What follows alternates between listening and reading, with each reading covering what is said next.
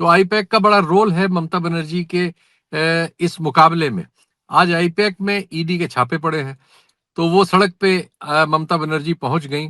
वहां के जो पत्रकारों से बात हो रही थी उससे लगता है कि ममता बनर्जी इसको इमोशनल इशू बनाना चाहती हैं कि केंद्र जो है एजेंसियों का इस्तेमाल करके उनको हराने में लगा है। दोस्तों नमस्कार, आप देख रहे हैं न्यूज नशा। मैं हूं महेश गुप्ता और आज बात हम उस नेता की करेंगे जो कह रही है मैं खुद वकील हूं। पश्चिम बंगाल की मुख्यमंत्री ममता बनर्जी ने चुनाव आयोग के खिलाफ मोर्चा खोल दिया है। मुद्दा है एसआईआर यानी कि पुरानी वोटर लिस्ट की गहन पुनरीक्षण जांच। ममता बनर्जी का आरोप है कि इस एसआईआर के जरिए लोगों के नाम वोटर लिस्ट से हटाए जा रहे हैं और अब सीधा ऐलान कि अगर एसआईआर नहीं रुका तो सुप्रीम कोर्ट में मिलेंगे। अब सवाल यह है कि क्या यह सच में लोकतंत्र बचाने की लड़ाई है या फिर चुनाव से पहले कोर्ट की दहलीज पर राजनीति करने की। आज हम न्यूज नशा पर इसी बात पर खुलकर चर्चा करेंगे। आज हमारे साथ चर्चा में शामिल हो रहे हैं शीतल पी सिंह जी। ये क्या है ये हमें बताने की जरूरत नहीं है, चलिए मैं फिर भी बता देता हूँ कि सीनियर जर्नलिस्ट है। सर नमस्कार। धन्यवाद आपको, आपके दर्शकों को नए साल की मुबारकबाद जी। Thank you sir, thank you sir. Paschim Bangal में चुनावी माहौल है और सर ऐसे माहौल में जब वहां पे एसआईआर को मुद्दा एक उठा हुआ है और ममता बनर्जी खुद कहती कि मैं खुद वकील हूं, यह चेतावनी है या राजनीतिक पंचलाइन? क्या कोर्ट जाना समाधान है या सिर्फ दबाव बनाने की एक रणनीति है सर? देखिए, पश्चिम बंगाल में जो हो रहा है वो दो चीजें हो रही हैं। केंद्रीय गृह मंत्रालय और बीजेपी का डिस्पेंसेशन इस बार वहां चुनाव नतीजे जो पिछली बार वो 77 सीट पे थी उसको 148 वाले बहुमत पे पहुंचाना चाहता है। उसके पास बहुत ठीक सारी है। चीजें हैं। ऐतिहासिक सामर्थ्य है। केंद्र में उसकी तीसरी बार लगातार सरकार बनी है। भले ही इस बार अकेले बहुमत बीजेपी को न मिला हो, लेकिन एक स्थिर सरकार है, कोई इशू नहीं है। संस्थाओं पर उसका बहुत अच्छा नियंत्रण है। और उसने अपने दौर में ये दिखाया कि वो गवर्नर हाउस से लेके हाई कोर्ट्स तक को कैसे एक राजनीतिक टूल में इस्तेमाल कर सकती है। मीडिया तो उसके हाथ में है ही। तो ऐसी सूरत ठीक है। में वो कहीं भी किसी भी सरकार को चैलेंज कर सकती है और ऐसे नतीजे दे सकती है जिसकी कोई उम्मीद नहीं करता। ये उसने साबित भी कर दिया है। महाराष्ट्र में, हरियाणा में, अभी बिहार में, दिल्ली की राज्य विधानसभा में, सब जगह उसने एक के बाद एक, जबकि वो लोकसभा में काफी पिछड़ गई थी, 240 सीटों पर रह गई थी, लेकिन उसके तुरंत बाद उसने ये सब किया। उसमें संस्थाओं का और सबका उपयोग करने में उसका कोई सानी नहीं है। लेकिन बंगाल में ये भी सही है कि ममता बनर्जी नाम की जो राजनेता है वो भी असाधारण राजनेता है। उन्होंने बत्तीस ठीक तैतीस साल बात। के लेफ्ट रूल को और एक बहुत सज्जन चीफ मिनिस्टर को दुर्जन बना के हरा दिया था, और तब से वो सत्ता में है। और उनको सड़क की नेता कहा जाता है। स्ट्रीट पॉलिटिक्स में कहते हैं कि देश में वो सबसे सुगढ़ नेत्री हैं। तो आज अब की बार इन दो लोगों का बंगाल में मुकाबला है। बंगाल की जो डेमोग्राफी है वो ममता बनर्जी को सूट करती है। वहाँ 29-30% मुस्लिम आबादी है और 1% के आसपास दूसरी आबादियां हैं। तो ये सब मिलजुल के वहाँ एक ऐसी स्थिति पैदा करती हैं जिसमें उनके लिए ज्यादा चीजें अनुकूल हैं। लेकिन बीजेपी एक जबरदस्त फॉर्मिडेबल चैलेंज देने वाली पार्टी बीजेपी भी है। उसने वहां के 68% के आसपास जो हिंदू आबादी है उसमें वो बहुमत में है। 38% के आसपास उसको वोट मिल रहा है वहां, 38-39। लोकसभा में 39% तक गया। वो इसको लाना चाहती है 44-45 तक। और उनका वोट जो लोकसभा में 46-47 हो जाता है उसको वो घटा के नीचे करना चाहती है कि वो 42-40 तक आ जाए, 43 तक आ जाए, चाहे 1% का डिफरेंस हो जाए, लेकिन हो जाए। ये एक कठिन लड़ाई है जिसको दोनों पक्ष बड़ी शिद्दत से लड़ रहे हैं। और ममता बनर्जी जो है उसको कोर्ट से लेके सड़क तक सब जगह अपने जो भी उनके पास सामर्थ्य है, जो उनके पास भी कम सामर्थ्य नहीं है। आज उनके यहाँ छापे पड़े ईडी के। आईपैक नाम की संस्था की वो सेवाएं ले रही हैं। पीके नाम के जो सज्जन हैं राजनीति में, वो पहले आईपैक के लिए मतलब ये सब ठेके भी लाते थे और काम भी करते थे और चलाते भी थे। पिछले चुनाव में मैंने उनको इंटरव्यू किया था कलकत्ते में, उनके दफ्तर में ही, आईपैक का दफ्तर। वो सारी चीजें, सैकड़ों नौजवानों को उन्होंने उसमें एंगेज कर रखा था और एक एक विधानसभा की, एक एक तहसील की उनके पास रिपोर्ट्स होती थी। उन्होंने जो दावा किया था वो सही भी निकला था। तो आईपैक का बड़ा रोल है ममता बनर्जी के इस मुकाबले में। आज आईपैक में ईडी के छापे पड़े हैं। तो वो सड़क पे ममता बनर्जी पहुंच गई।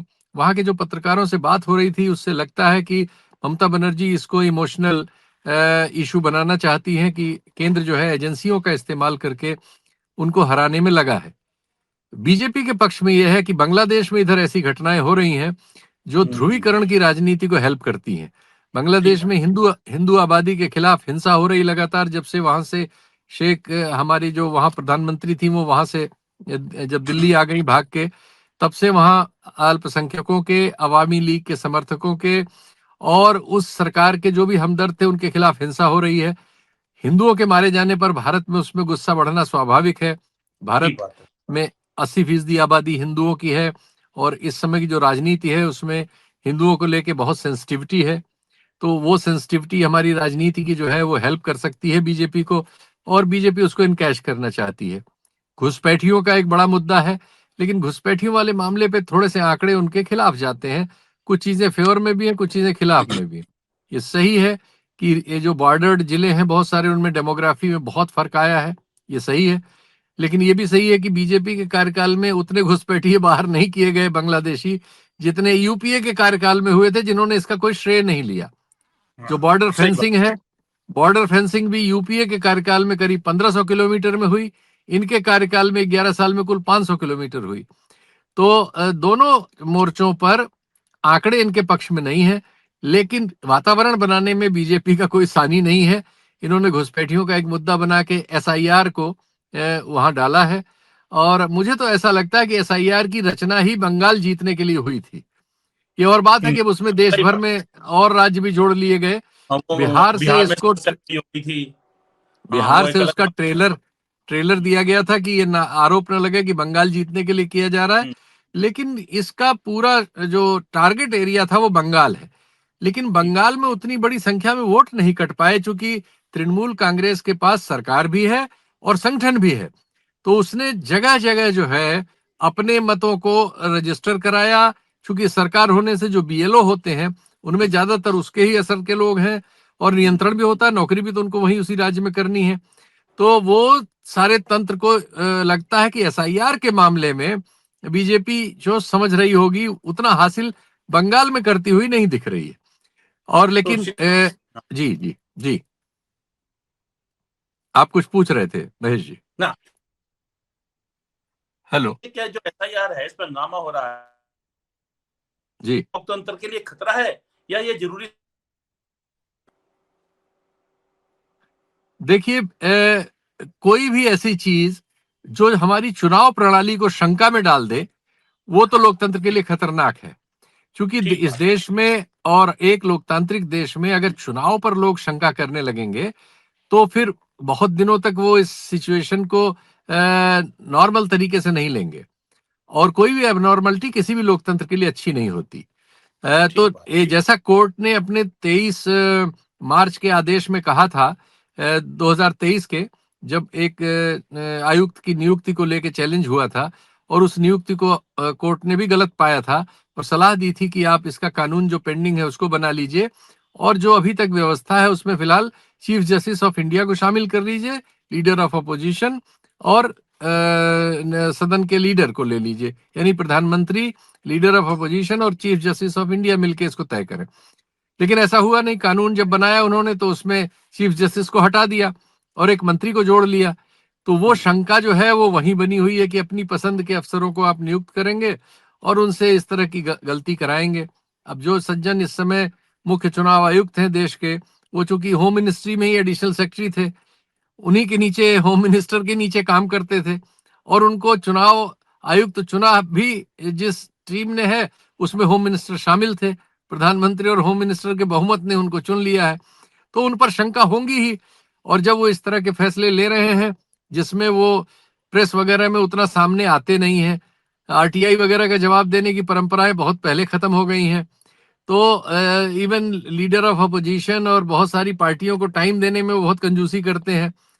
तो उससे सबसे कुल मिला के अगर चुनाव आयोग पे शंका बढ़ेंगी, जो बढ़ रही है, हर चुनाव दर चुनाव हाँ, बढ़ रही है, तो ठीक बात। हारने वाला तो हमेशा ही चुनाव में धांधली के आरोप लगाता है। अब जरूरी चुनाव आयोग को होता है कि उस आरोप में वो साबित करता रहे बीच बीच में कि भाई हम कोई धांधली नहीं करते, हारने वाले अपने हिसाब से हमें गलत और सही ठहराते रहे हैं, लेकिन हम कोई गलती नहीं करते। ये ठीक बात। चीज इस चुनाव आयोग के जमाने में थोड़ा सा शंका बढ़ा रही है। और हम्म। अगर बंगाल में कुछ हुआ तो इनके सिर पे ज्यादा हल्ला गुल्ला होगा, क्योंकि ममता बनर्जी एक ऐसी राजनेता है जो फील्ड पॉलिटिक्स वाली हैं, जैसे मैंने कहा, और वो हल्ला गुल्ला फिर ज्यादा बड़ा कर लेंगी। लेकिन देखते हैं क्या होता है। जी। सर, एसआईआर से हम आगे चुनाव आयोग के ऊपर, तो चुनाव आयोग पे अगर हम चर्चा करते हैं, तो सर अब जी जो चुनाव आयोग है, अब संवैधानिक संस्था कहें या ऐसे राजनीतिक अखाड़ा बनता जा रहा है ये?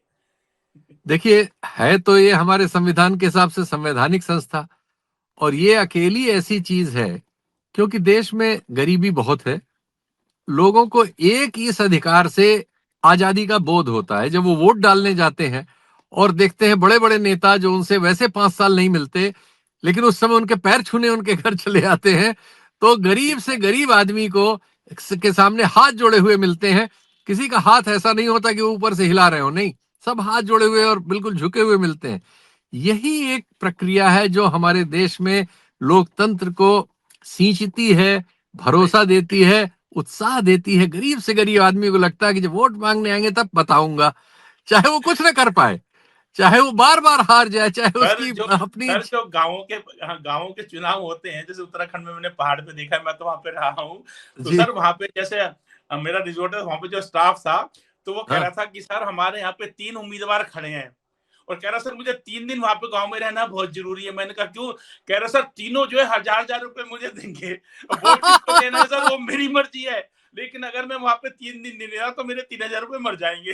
तो सर आप क्या मतलब मेरी तनख्वाह निकलेगी 400 रुपए, वो आपने देनी देनी है पर डे की, वहां मेरे 3,000 रुपए बन जाएंगे। और सर फिर कह रहा सर वो भी मिलता है। मैंने कहा वो क्या करता है वो? मैंने कहा क्या यस कितना? Yes yes. सर हाड़ा, वहां पे बोलते हैं हाड़ा मतलब बोतल। तो देखिएगा वो कितना खुश था कि ग्राम प्रधान का चुनाव है और वो राजा इस टाइम वो गांव में जाएगा एकदम जितने एकदम। हाँ। तो चुनाव हमारे लोकतांत्रिक व्यवस्था में, जिसमें तरह तरह के संकट हैं, हम साफ पानी नहीं दे पा रहे, इंदौर की घटना ने सबको हिला दिया है। दिल्ली में सब हिले हुए हैं कि सारे एनसीआर में हवा नहीं है साफ, अस्पतालों में दवा नहीं है, सारी समस्याएं हमारी हैं, सड़कों में भ्रष्टाचार है, पुल टूट जाते हैं, करप्शन है, सब है। थाने में पुलिस वाला पीटता है, तहसील में तहसीलदार पीटता है, सब है। लेकिन जब चुनाव होता है तो एक उत्सव होता है, और इस उत्सव का सब आनंद लेते हैं, पैसे भी पाते हैं, शराब भी पीते हैं, और उनकी मतलब जी हुजूरी भी होती है। लेकिन अगर इसी पे शक हो जाएगा, या ये हो जाएगा कि इनकी कोई जरूरत नहीं है और हम जीत लेंगे, और ये चीज फिर हमारे लोकतंत्र के लिए बहुत खतरनाक हो जाएगी। और ये दुर्भाग्यपूर्ण है कि इस समय जो भी लोग सत्ता में हैं वो इस गंभीरता को नहीं समझ रहे हैं। देखिए, इस और सब चीजें आप चाहे जो करते हैं, हर सरकार करती है, और हर सरकार उससे निकल भी जाती है, कुछ थोड़े बहुत फंसते हैं, ज्यादातर तो निकल ही जाते हैं, ये हम लोग देख रहे हैं।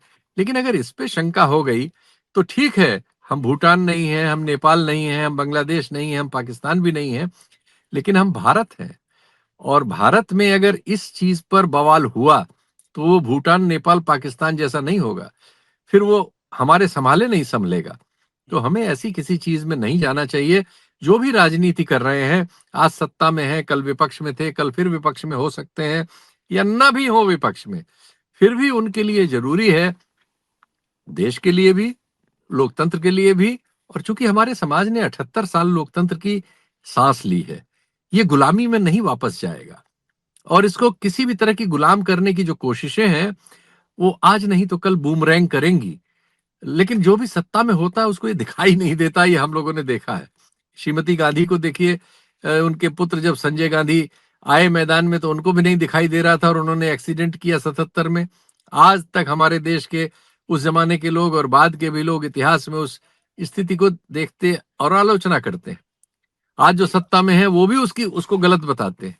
लेकिन अब आप जब सत्ता में हैं, अगर वही सब चीजें बिना घोषित किए, उन्होंने घोषित करके इमरजेंसी लगाई थी, अगर आप अघोषित इमरजेंसी जैसे हालात कर देंगे तो आप ये मत समझिए कि कोई भी चीज जो है कभी काल निरपेक्ष है और कभी कुछ। आप देखिए उत्तराखंड में जहां आपका रिसोर्ट है, कोई सोच सकता था, जैसा बीजेपी का माहौल वगैरह रहा है, कि वहां एक बच्ची की जिस तरह से उसकी मृत्यु हुई कुछ समय पहले, आज उसको लेके बिना किसी नेता के लोग कितना सड़कों पे हैं। Yes, yes. वो कांग्रेस जिसका कोई नेता अब वहां, जो सबसे पुराने नेता हरीश रावत थे, उनकी उम्र नहीं बची, और कोई हम्म, नेता नाम हम पूछिए कि है कौन नहीं। नेता है, कोई नजर नहीं आता।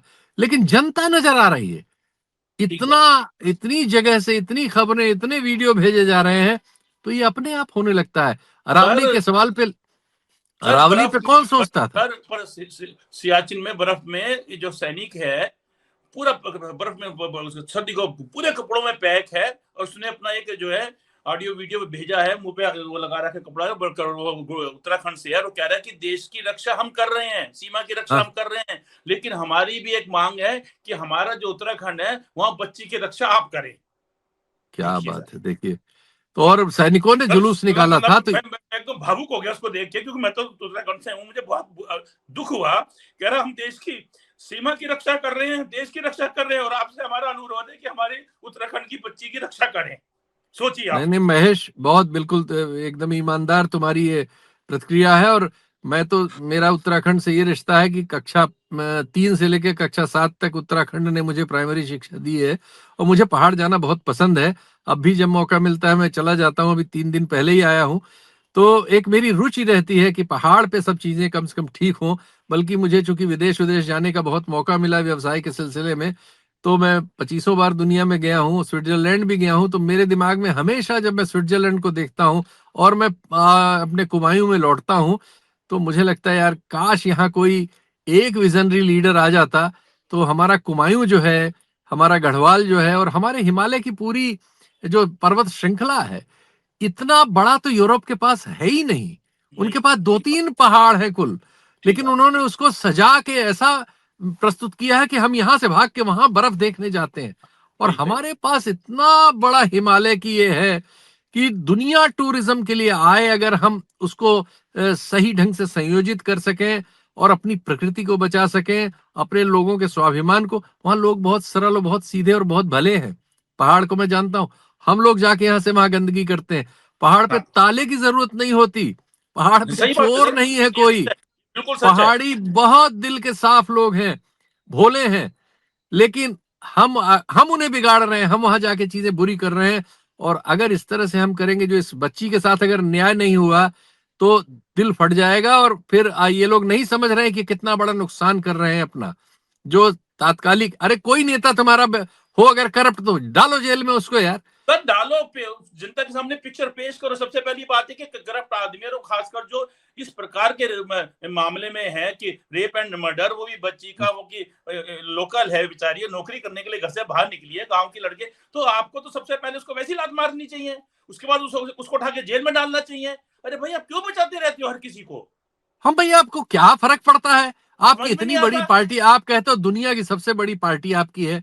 आप कहते हो आप भारतीय संस्कृति की रक्षा कर रहे हो। आप कहते हो सनातन धर्म की रक्षा कर रहे हो, और आप बलात्कारियों को संरक्षण दे रहे हो। खैर, इस मामले में तो इनका रिकॉर्ड महेश बहुत शर्मनाक है।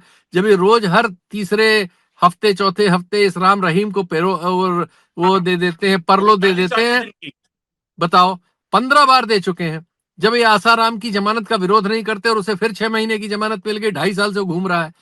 तो ठीक ये है। अभी सेंगर को इन्होंने हाई कोर्ट से रिहाई करा दिया था, वो तो पब्लिक हल्ला मच गया सोशल मीडिया तालिया पे। हुआ, हमने इसलिए तुमने, सुप्रीम कोर्ट ने फिर हाँ, एक्शन हमने लिया। तुमने सबने हल्ला मचाया, तो जाके फिर उस परिवार को एक तरह से कहिए थोड़ी रोकथाम हुई।